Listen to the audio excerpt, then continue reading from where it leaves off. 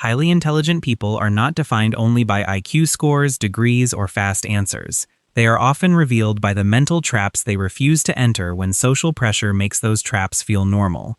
This video explores 5 behaviors that intelligent people avoid and why those choices matter. None of these habits proves intelligence alone, but together they can reflect flexible thinking, self-awareness, and behavioral control.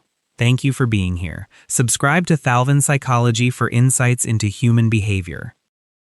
There is a difference between having knowledge, looking intelligent, and knowing how to use your mind.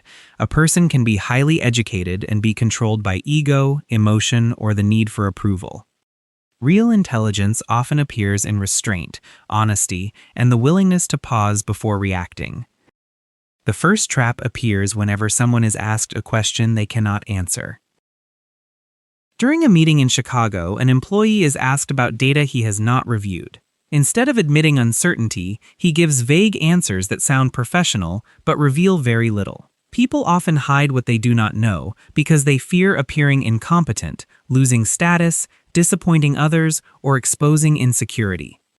A thoughtful person treats a gap in knowledge as information, not humiliation. They can say, "I don't know yet." They can also say, "I need to verify that before answering." Another honest response is, "Here is what I know, and here is what I am still unsure about." Admitting uncertainty does not mean being careless, unprepared, or unwilling to take responsibility. After acknowledging the gap, the person still needs to investigate, learn, and respond accurately for everyone. But admitting a gap in knowledge is only the beginning. The next question is whether someone understands how deep that gap really is. Someone watches a few psychology videos online and begins labeling coworkers, partners, and relatives with clinical terms. The brain can easily mistake familiarity for real understanding. Hearing a term does not mean fully understanding the concept, having enough evidence to apply it, possessing the expertise to judge others, or recognizing important exceptions. There are different levels of knowledge. A person may have heard about a subject, explain it simply, apply it in several situations, or understand it deeply enough to see its limits. The deeper someone understands a topic, the more carefully they usually speak about absolute conclusions. You do not need to be an expert before discussing an idea. However, you should separate established knowledge from personal opinion and honest speculation. That distinction protects accuracy and other people. This respect for uncertainty also changes how intelligent people handle disagreement. In a family group chat, 2 relatives argue for hours without asking questions, checking evidence, or truly listening. The goal is no longer understanding the issue. The goal has become winning. When an opinion becomes tightly connected to identity, disagreement can feel like a personal attack. People may respond before understanding, change the subject when their argument weakens, attack the other person's character, or search only for information that confirms what they already believe. A mature thinker pauses and asks, "Am I trying to discover what is true, or am I trying to protect how I look?" Not every argument is pointless. Some disagreements are necessary to set boundaries, correct false information, protect someone being harmed, or make an important shared decision. The real skill is not avoiding disagreement. That distinction protects everyone involved. It is recognizing which conversations can still produce clarity, mutual learning, or a useful next step. A manager in Seattle notices that the meeting keeps repeating the same arguments. People are speaking more, but no new information, shared standard, or clear decision appears. A productive discussion allows both sides to describe each other's position accurately. New evidence can change the conclusion. The purpose of the conversation remains clear. Reasoning is not replaced by insults. An ego battle looks different. The standards keep changing, no evidence is accepted, and one person only wants to embarrass the other. The conversation produces no action and no deeper understanding. Leaving an argument is not always losing. Sometimes it protects attention and mental energy. However, saying "I avoid drama" should not become an excuse to avoid fair feedback or necessary difficult conversations. That distinction matters greatly. Ego can distort a conversation, but strong emotions can distort major decisions just as easily.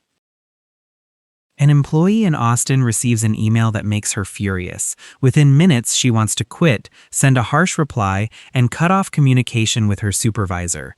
At emotional peaks, people often give short-term consequences more weight than long-term outcomes.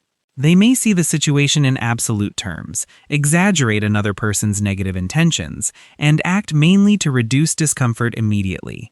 A useful response begins with 4 steps. First, name the emotion that is present.